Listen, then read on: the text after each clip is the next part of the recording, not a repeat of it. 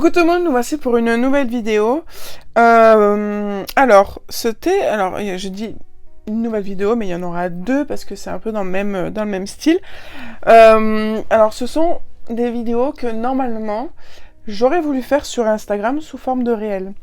Sauf que je me suis dit finalement, je trouvais pas l'intérêt de faire ça en réel pour faire des réels, parce que ça aurait été juste en fait de vous montrer des livres sans forcément vous donner d'explications, ce que je trouve un peu dommage, d'autant plus que c'est des vidéos qui portent à explication. Donc voilà, je l'ai fait sur YouTube et puis voilà, hein, donc on y va. Donc cette vidéo-là sera sur les livres que j'ai envie de lire mais que je repousse. Et la deuxième vidéo qui paraîtra dans quelques temps, ça sera sur les livres que j'ai aimés. Sur les livres que je n'ai pas aimés et que tout le monde a aimé. Et c'est connu un peu sur Unpopular Book Opinion Tag, un truc comme ça. Donc pour cette vidéo, en fait, ce sont les livres que j'ai envie de lire mais que je repousse. Pour certaines raisons diverses et variées. Donc l'un des premiers, en fait, c'est Un palais d'épines et de roses, et donc du coup toute la série qui va avec, qui est connue sous l'acronyme, ou je sais plus comment on appelle ça, ACOTAR. Parce que c'est A Court of Roses, ou je sais pas quoi, bref. Je sais plus. Alors c'est une série, mon Dieu, qui fait parler d'elle. Et en fait, c'est une série qui ne s'essouffle jamais, parce que ça fait déjà quelques années qu'est sorti le premier tome. Et à cette époque-là, ça faisait grand bruit. Et encore maintenant, ça continue encore à faire grand bruit. Et d'autant plus que au travail, je les vois sortir très très souvent. Donc je les ai très souvent dans la main. J'ai lu les résumés des millions de fois. Mais je n'ai jamais osé passer le pas parce que déjà il y a 5 tomes, si je ne m'abuse, ou 4 tomes.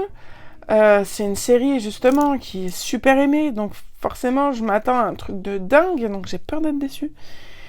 Et puis je me dis, est-ce que je veux vraiment retomber dans une histoire de young adulte alors que je garde de cette tranche, de cette secteur de lecture young adulte, un très bon, excellent souvenir de The Prison Healer, qui est vraiment pour moi un énorme coup de cœur. Et Les Épreuves de la Reine Soleil est pas loin derrière, voire même quasi pareil. J'ai peur en fait que si je me lance dedans et que si ça me déçoit et que ça réponde pas aux attentes que j'ai, que ça me dégoûte de ce genre en fait. J'ai pas envie de me dégoûter, de me dire oh mon Dieu en fait c'est tout pareil ou c'est bateau ou c'est voilà, je sais pas trop. Je sais pas trop et c'est pour ça que je repousse, bien que je l'ai en e-book et que j'ai passé le pas de le réserver mais pas de le lire. Hein. C'est juste psychologiquement, je me dis peut-être que si je l'emprunte, je trouverai une raison à un moment ou à un autre de le lire. Donc je l'ai réservé hier, donc le 14 mai, je l'ai réservé. Vu qu'il était déjà emprunté et réservé, je pense que je l'aurai pas fin juin quoi. Donc j'ai le temps de me faire l'idée que je vais l'avoir à la maison. Mais voilà, c'est l'un des premiers livres que j'ai envie de lire parce que je suis curieuse de savoir pourquoi il est aussi bien noté, aussi aimé. Donc voilà, à voir. Ensuite, il y a Ash Princesses, ou Princess, je sais plus. Là, c'est une duologie, hein. Le deuxième tome s'appelle Lady Smoke. Là, pareil, c'est du young adulte. Je le repousse un peu. Pareil, dans le même... Voilà, vraiment, c'est vraiment le truc young adulte qui me... En vrai, c'est le côté young adulte qui me repousse dans le sens où j'ai peur d'être déçue, j'ai peur de lire à chaque fois les mêmes histoires, les mêmes tropes, les mêmes trucs, parce qu'on en parle... En fait, le young adulte a pris une place tellement importante sur les réseaux qu'on ne voit que ça. On ne voit que ça. Et du coup, il y a ce truc aussi, je me dis, putain, j'ai pas envie de lire comme tout le monde, j'ai pas envie de présenter les mêmes livres que tout le monde, parce que du coup, moi, je perds en originalité, je perds de mes valeurs, voilà. Et du coup, pour toutes ces choses-là, un peu qui se mélangent des fois un peu n'importe comment, ça se fait que je repousse un peu ces livres de young adulte, quoi. Bien qu'il me fait quand même pas mal envie, je sais pas quand est-ce que je le lirai. En tout cas, il est sorti de ma palle ici, il est sorti de ma palle du bureau, donc il est au-dessus de mon lit. Donc, ce qui veut dire que normalement, je devrais le sortir d'ici cet été. Voilà, parce qu'en fait, au plus j'ai envie de lire un bouquin, au plus il monte les grades jusqu'au-dessus de mon lit. Et après, quand ils sont dans la bibliothèque à côté de mon lit, c'est qu'ils vont être lus dans le mois qui vient, ou le mois suivant. Donc voilà, le H-Princess, on verra. On verra quand est-ce qu'il sera lu. En tout cas, voilà, maintenant qu'il est au-dessus de mon lit, je pense que cet été, il passerait à la trappe. Nous verrons bien. Ensuite, le troisième livre, ça s'appelle donc du coup Hadès et Perséphone. Hadès et Perséphone, je l'ai acheté en poche. Donc voilà, une des raisons pour lesquelles je le repousse aussi, c'est parce que c'est en petit caractère. Et parce que c'est une histoire où il y a quand même pas mal de scènes de... je ne sais pas si je suis faite pour ce genre de bouquin. Je sais pas trop si ça va me plaire ou pas. Parce que déjà, quand dans un livre, il y a des scènes, voilà, un peu olé olé, je sais pas trop comment les prendre, comment réfléchir à tout ça, voilà, je sais pas si... Je sais pas comment le prendre, en fait. Et je l'ai prêté à une amie, justement, pour qu'elle le lise et qu'elle me dise ce qu'elle en a pensé. Et c'est vrai qu'elle m'a dit qu'il y en avait beaucoup.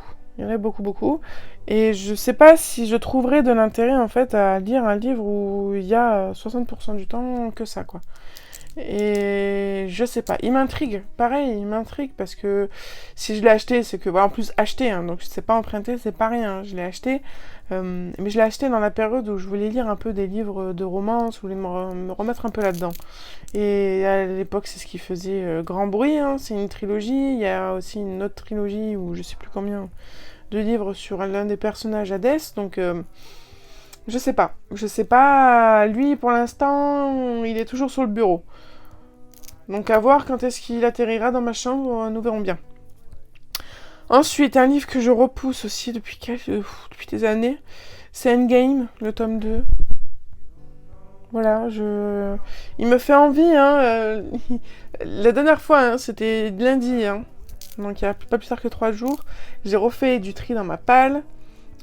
Et je l'ai pris pour le virer. Puis après, je me suis dit, bon, non, quand même. Donc voilà, il est vraiment à la limite entre les deux, hein, parce que j'ai envie de le lire, parce que je me dis que j'ai adoré le premier tome, que ça serait dommage, parce qu'il est beau, et que j'ai pas envie de le virer, ça serait bien que j'ai toute la collection, machin, mais c'est une brique immense, et puis je sais dans mes souvenirs que Endgame, tu suis 20, 15 personnages. Et je sais pas si j'ai la foi, là, actuellement, de me lancer là-dedans. Donc, je le repousse. Et vous avez qu'à voir la date de sortie. Hein. Ça fait un moment que je le repousse parce que je l'ai acheté à sa sortie. Donc, je sais pas. D'autant plus que, bon, il y a 2 autres tomes derrière qui sont aussi gros. Je sais pas. Je sais pas quand est-ce que je sortirai. Lui, il est toujours là dans la bibliothèque.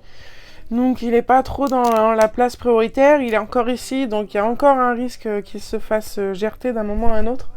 Mais nous verrons bien si je le garde ou si il va réunir ses copains dans la liste des éliminés. Ensuite nous avons Prémonition. Prémonition, donc j'ai l'intégrale, le tome 1, 2 et 3. Apparemment j'ai lu le tome 1 en 2021. J'ai aucun souvenir. Donc ce qui voudrait dire qu'il faudrait que je me tape l'intégrale. Je le repousse parce que justement c'est une intégrale, c'est un gros pavé et c'est une histoire qui est quand même assez vieille, date de 2009-2010. Je sais que c'était ma meilleure amie au collège qui avait adoré, qui avait lu tous les livres et tout, qui me l'avait conseillé au collège, donc c'était déjà il y a 10 ans. Donc ouais, je sais pas, et j'ai envie parce qu'en vrai l'histoire me plaît, hein. Voilà, une fille qui dessine, et à chaque fois qu'elle dessine, elle donne vie à ce qu'elle dessine et tout. Il y a tout pour me plaire. Il y a une petite romance à l'intérieur. Mais voilà, je sais pas. Je sais pas, il est pas sorti. Il est pas sorti de ma bibliothèque, il est pas sur ma palle prioritaire. Donc voilà, lui aussi à tout moment, il peut rejoindre ses petits potes en bas. Ensuite, nous avons Lycabog de J.K. Rowling. L'Icabox, ça fait un long moment que je l'ai dans ma palle aussi. Lui aussi, il a failli virer parce que je sais pas si je le garde. D'autant plus que je l'ai au boulot en emprunt. Mais je me dis, c'est du J.K. Rowling. Ça peut te plaire. Pas seulement parce qu'Harry Potter est bien, mais parce que je me suis lancée dans la grande aventure de Jack et le cochon de Noël, qui a été un coup de cœur, je l'ai adoré. Et donc c'est pour ça que je le garde. Je me dis, pourquoi tu le jetterais alors que t'as déjà bien aimé le cochon de Noël. Tu pourrais peut-être aussi aimer l'Icabog. Mais je le repousse, voilà, pour l'instant, parce que déjà, je me souviens plus trop de comment il avait été reçu par le public. Et puis voilà, pour l'instant, l'histoire ne me botte pas trop là actuellement, même si de manière générale, oui. Donc je verrai bien si je le sors à un moment ou à un autre.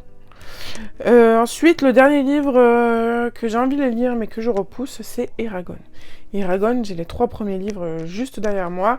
Il y a le 5e tome qui est sorti. Et en fait, c'est un film déjà que j'avais adoré, que j'ai vu des millions de fois, parce que j'ai adoré le film, j'ai adoré l'univers avec Saphira, avec Eragon et Dragonnier, la guerre, tout ça. Mais pareil, il y a 5 tomes, c'est des grosses pavasses, c'est du papier Bible, c'est un univers très complexe, avec beaucoup de choses, beaucoup de noms, beaucoup de royaumes, beaucoup de complots, d'enjeux politiques et tout. Enfin, c'est vraiment hyper riche. Pour moi, je les classe dans le même titre que Seigneur des Anneaux. Seigneur des Anneaux, je ne les lirai jamais. Eragon, je leur laisse une chance parce que voilà, parce que ils me bottent un peu plus, c'est des dragons, bon voilà. Seigneur des Anneaux, bon, pas trop d'intérêt, même si j'ai vu les films. Mais voilà, je les garde. Je les garde, parce que je me dis qu'un jour, peut-être, ça va me péter, mais je pense pas que je les virerai de ma palle, ceux-là, parce que vraiment, je sais que je les lirai un jour, mais pas maintenant, et j'attends vraiment le bon moment d'être prête pour vraiment me plonger dedans, à fond, sans peur, sans crainte, sans a priori ou autre. Donc voilà, écoutez, pour ce top, voilà, il y a quand même pas mal de reliques, hein, il n'y a pas beaucoup de nouveautés. Ça sera quelque chose, je pense, que je reviendrai faire un bilan du coup en mai 2025 pour voir si de mai 2024 à mai 2025 j'aurais sauté le pas pour quelques-uns de ces bouquins. Je pense que ce serait sympa de faire un petit bilan l'année prochaine. Donc voilà, écoutez, je vous fais plein de gros bisous. Dites-moi si vous aussi vous avez des livres qui traînent dans votre palle et que vous n'avez jamais sorti parce que vous voulez le lire mais il y a quelque chose qui vous bloque. Voilà, n'hésitez pas à me dire, moi je suis curieuse. Je vous fais plein de gros bisous et je vous dis à très bientôt sur la chaîne pour une nouvelle vidéo.